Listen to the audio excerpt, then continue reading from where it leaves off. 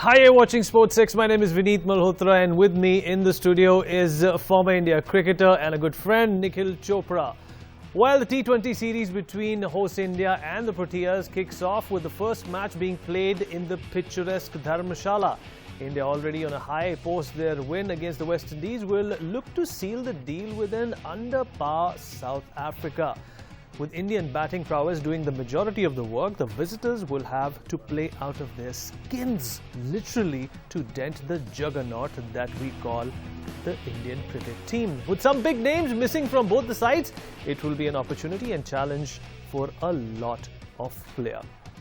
But first up, let's talk about India. In fact, India will be on a high, Nikhil, after beating West Indies in a thumping, visit at the Caribbean. But most of all, a couple of guys will not be there. And I'm talking about Bumrah and Bhuvneshwar Kumar. And of course, MSD is not there because he's taken a couple of months sabbatical. But nevertheless, this only goes on to show, Nikhil, that even when some of our biggies, take a vacation or do not want to play or opt out, we have a lot of depth. Yeah, without a doubt. And it's an opportunity. We need to also, test your bench strength. Sure. How is that nursery shaping for Team India as well? Because we're all looking at 2020 for the T20 World Cup. So Correct. you're looking to, nurture the quicker bowlers, the batsmen.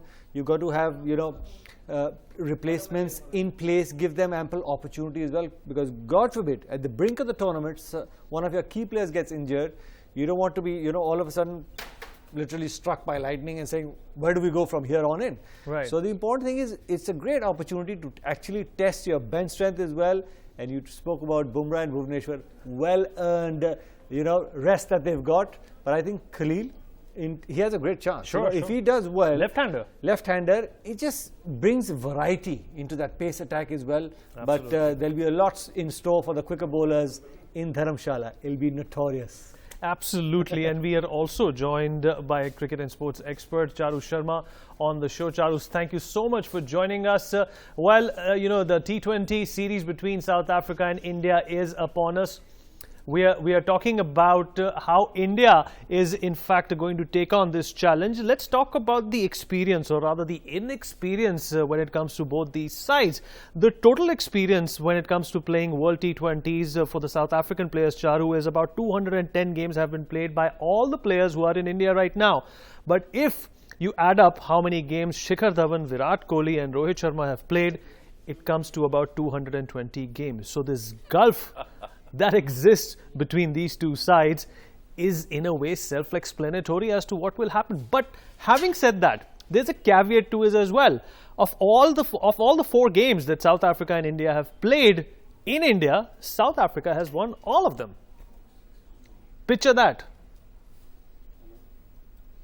Well, that was the past.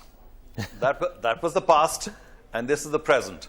And in the present, we've got to admit that South Africa are woefully short of experience. I mean, you talk about strength in depth for India. And that's exactly, unfortunately, the opposite for South Africa, because they have very little depth at this point of time. It's a country that's in transition. It's a team that's in transition. And you really feel for South Africa because they were so strong at one point of time. But now they are, consistently weaker. You remember what happened to them at the T20 World Cup. They were miserable. And even now, playing in India with relatively inexperienced people. You mentioned the total number of T20s played by the South Africans. If you take Quinton de Kock out, and you take Kagiso Rabada out, they're left with virtually nothing. Absolutely. So it's a really uneven contest, and I really feel for the South Africans because India are likely to be very, very strong, even though we have a few new faces, and why not? Absolutely. And, in fact, I mentioned that they have played about 210, matches in totality. Of those 210, Charu, a third has been played by David Miller alone. So let's of course talk about India also. Like you said, we are in fact missing a few big names, but there are two ways of looking at it for those people who can in fact either make this an opportunity or a challenge. I'm talking about especially the bowling department. Bumrah is not there, Bhuvneshwar Kumar is not there, of course MSD is not there, but Rishabh Pant is going to be there. But having said that, the bowling has an opportunity at this point in time, especially in a pitch like Dharamshala, where they can definitely cement their place, because the World T20 Cup is also upon us next year, and this could be in fact a fabulous, glorious start to that campaign.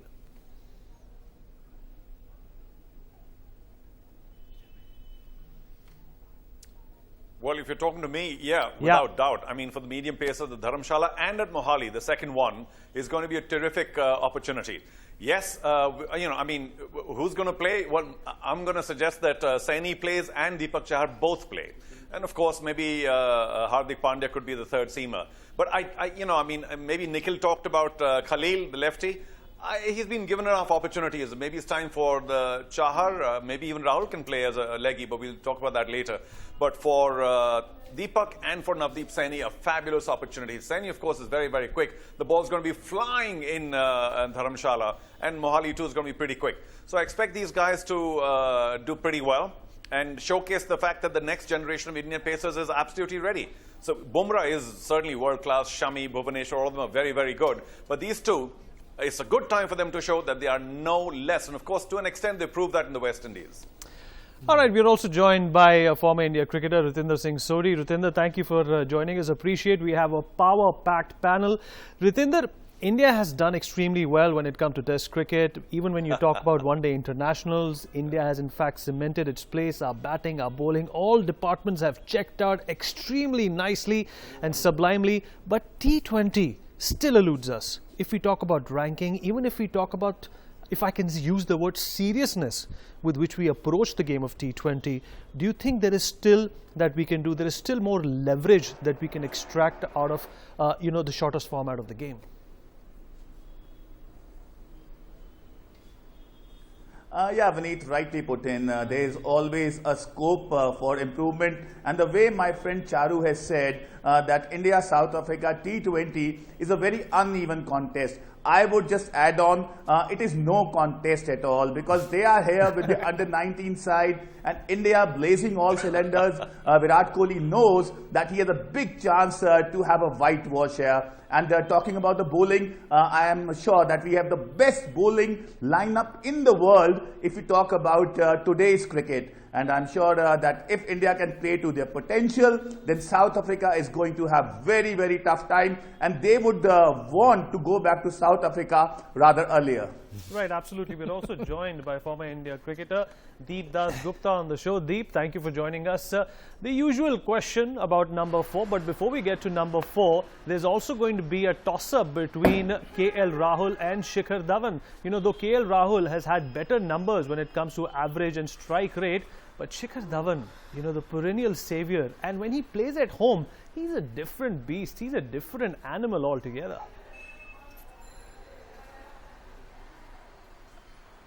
Absolutely, and as you mentioned, I mean, in terms of, as far as numbers are concerned, KL Rahul is quite ahead in terms of both strike rate and averages. Shikhar has had a very hot and cold kind of a last year and a half. It's going to be a tricky one. You know what? It's going to be a tricky one, but I will go with Shikhar because you know what? If you don't play Shikhar, from my point of view, is you've got to close an account before you start another. KL is young and you know he's going to come back even in test matches. He will make a comeback sooner or later. But as far as Shikhar is, you need to close that. Either keep him going or close it. As of now, it's in the balance, yes or no. So I'm going to go with Shikhar this series because last couple of series wasn't that great for Shikhar. And then maybe take a call in terms of Shikhar in white ball cricket as well. So my answer would be Shikhar and Rohit to start off with, and at least this series. Right, even if we talk about number 4, Nikhil, Manish Pandey and Shreyas Iyer will also have a go-ahead or a contest between each other. Manish Pandey, although did not have a very memorable, trip in the Caribbean. True.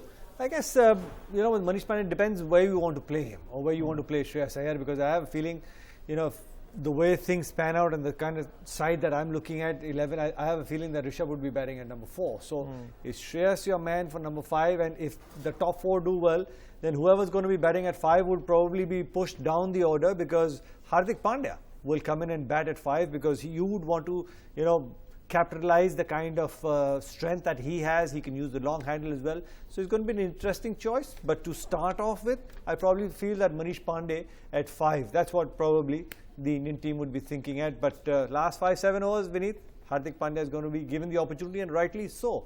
He should be given that opportunity. Well, absolutely. And Charu, coming back to you now, South Africa has been struggling. They've been running from post to pillar, trying to reorganize their team, trying to put some sort of a sense into, this particular outfit after the retirement of, some of the big wigs. They don't have AB de Villiers, they don't have Imran Tahir, they don't have JP Dumini. And, after JP Dumini, they also have, a bankruptcy for an all-rounder. What kind of a transition or what kind of a cusp do you think South Africa finds itself in these days? Well, a very dangerous one, that's for sure, cricket-wise, because of course there's a massive process of integration going on in the country.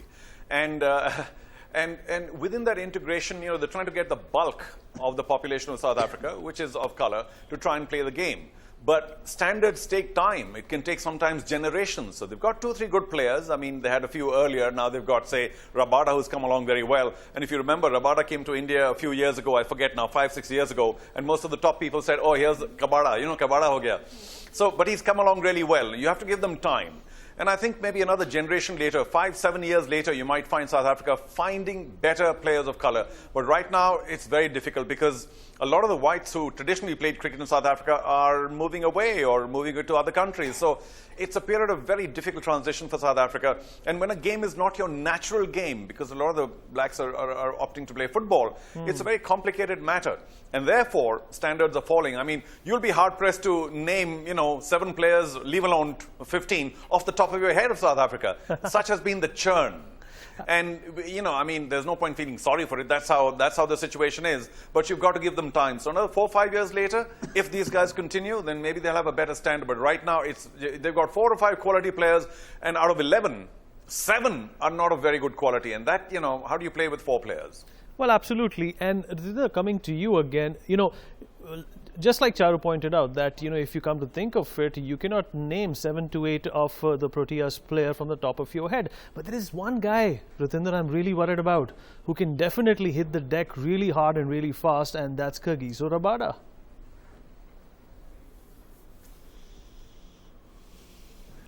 Vineet, you're right in some perspective, but we should not forget that we are playing on Indian wickets. And T20, I agree, Dharamshala is a bit lively wicket, but it's just T20 because if you bowl at a very quick pace and you just miss your line here and there, you can be smashed all around the park. And Rabada is not at his peak at the moment. And the way Charu has given the numbers, 4 to 5 quality players, and rest are just here and there. So it's a team game, so we can well understand that South Africa is the weakest team ever to travel India this time. So India has a big opportunity, and I'm sure Virat Kohli will not let this go. Absolutely. We have a big opportunity, but Deep, we are also spoiled for choices. Let's talk about spinners. It's going to be a hard time to figure out who's going to be playing. You have Washington Sundar to pick from, you have Ravindra Jadeja, you have Rahul Chahar, and these 3 in fact make a very strong case to be in the side. And you also have Krunal Pandya. Right. Before I go into the Indian side, listen, I don't think I got the memo there, right? Because I, for one, think South Africa might not be as strong as it is used to be, but there's some good bowlers. You just mentioned Rabada. There's a bowler in that squad who bowls quicker than Rabada. That's Enrique Nortje. I think that's how his name is pronounced. Yes. He was here for India A, right? They were playing against India A. Not A. Okay, yeah. So he's picked 7 wickets. He's got the best economy rate in that team. So listen, yes, it's good to be positive, but let's not overdo this, right? T20 as a format is very unpredictable. So let's not just go and say, you know what, we are head and shoulders. Yes, we are a better side. We are a more settled side. That's what it is. These guys aren't settled. They are new. A lot of them are very inexperienced. You've got Van der Dusen, who came in new to the World Cup, and you saw how good he was, right? You've got someone like a David Miller. You playing at Dharamshala, good batting track. You playing at Mohali, good batting track. You playing in Chinnaswamy, good batting track.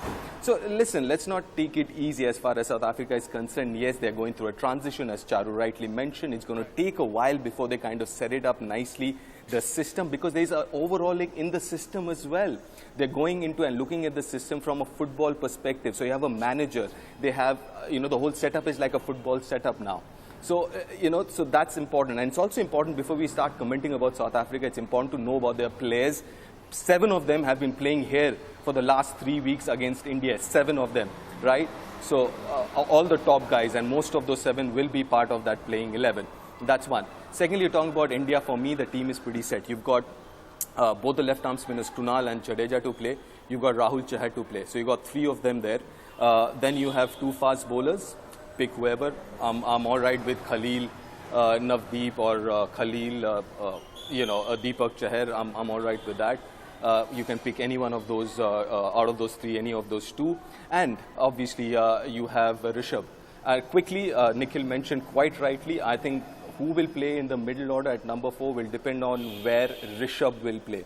If Rishabh is going to play at 4, which I don't think he will play, then you will have someone like Manish Pandey or someone coming down the order. But if Rishabh is going to play at 5 or something, then Shreyas is going to play at number 4. This is my take. All right. In fact, Ritinder, you wanted to come in, then I'll go to Nikhil. Make your point, Ritinder. Yeah, I just want to say my friend Deep is a very kind man, and he has pointed out very nicely that cricket is a game of glorious uncertainties. Any team can beat any team, but talking about South Africa of today and the way they have performed in the World Cup, the way their transition has been struggling, I'm sure, Deep, my friend, I will stick my neck out, and I can assure you, and what cricket I have played, this is going to be a cakewalk for Team India in T20s and even Test matches. Right. In fact, Nikhil, Deep makes a very valid point that, there are guys in this team, including Nortje, and there's another gentleman by the name of Buren Hendricks, who's a left-arm pacer. Now, these guys do have a disadvantage. We agree that they have no experience. But let's look at the other side of this inexperience. It's unpredictability for the Indian team. Yeah, without a doubt. And, especially when it comes to international cricket, when it's unknown commodity, you can't really plan. You don't have too many video analysis and, how do you plan? And in a 120 ball format, you make a couple of mistakes. It gets really hard to bounce back because of the shortage or the kind of format that it is. But you got to be a little careful. Man to man, Team India, of course, is a much better side. Without a doubt, experience, number of match winners, but the job still needs to get done. And this is the most unpredictable format, so you got to be a little careful. You want clinical performances, you got to go out there and show why you are a better side. You need to get the job done. And absolutely. And, Charu, coming to you again, there's been a lot of talk about number 4, and the jury has been out for the longest time when it comes to our number 4. When do you think that matter is going to settle? And is it a good thing for it to not settle? Because you get to see so much color, so much debate, so much dynamism around it.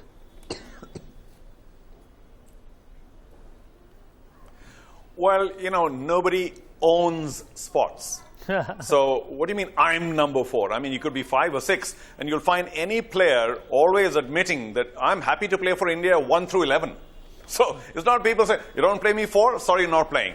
And of course, if you talk about, and I agree that for me it's Rohit Sharma and Shikhar still. I think Deep mentioned that Shikhar, we've not called time on him. So if he's fit, play the fit guy, because if anybody's 90%, don't play him. So it's Rohit and Shikhar, Kohli at 3, and then of course you got 4, 5, 6. Now, obviously it's between Rahul, Shreyas, Manish and Pant.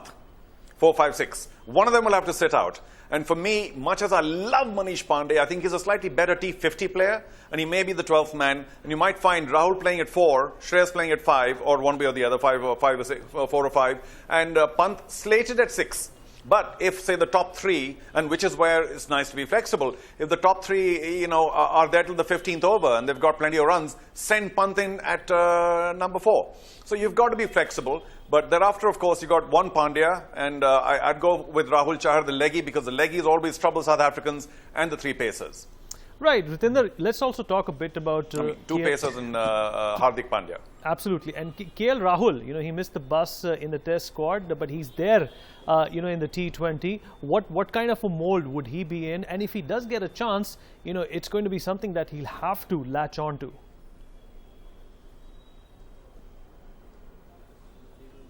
Look, Vineet, he would be very upset, and he has to be, because if you lose your place in the test side, and if Rohit Sharma gets going as an opener, I'm sure this is going to be a long wait for KL Rahul. And now this is an opportunity again, T20, he would not like to lose this place, and I'm sure he will leave no stone unturned to get runs here. But it's important, whether you play T20, whether you play Test cricket, you got to get yourself organized. You have to have a good technique. If you're playing a new ball, even in T20, you got to know where your off stump is, and that is where KL Rahul has to really work. It's an opportunity again, and he has to really work hard for it, because it won't be easy, because he has been struggling with form, and I wish that he should strike form as early as possible. But isn't this the beauty about international cricket, Vineet? Sure. You know, you get the opportunities, you don't grab it with both hands. You know, you got to wait for your turn again, until unless someone, you know, given the opportunity, has a bad day at the office, then you're asked to come back. You know, he had the opportunities, he didn't make the most of it. You know, the reverse sweep, the sweeps, even in test match cricket. And we spoke about this about 3 weeks ago in the last test match when he didn't get the opportunity. I said, I won't be surprised come the first test match in India against South Africa, Rohit, you know, the kind of quality player that he is, he'd be opening the innings as well. Now, even in T20s, you know, he'll have to sit out. And next time when he gets an opportunity, he's got to make the most of it, because time doesn't wait for anybody. Right, absolutely. Time doesn't wait for anybody. In fact, we also have a paucity of time. But Deep, coming back to you once again, KL Rahul, let's talk about his exclusion and also talk about the fact that, you know, just like Nikhil pointed out, there's definitely something wrong with the technique that he's adopted lately. You know, he's been too defensive. He's been trying to obstruct the line. What do you think is going on there?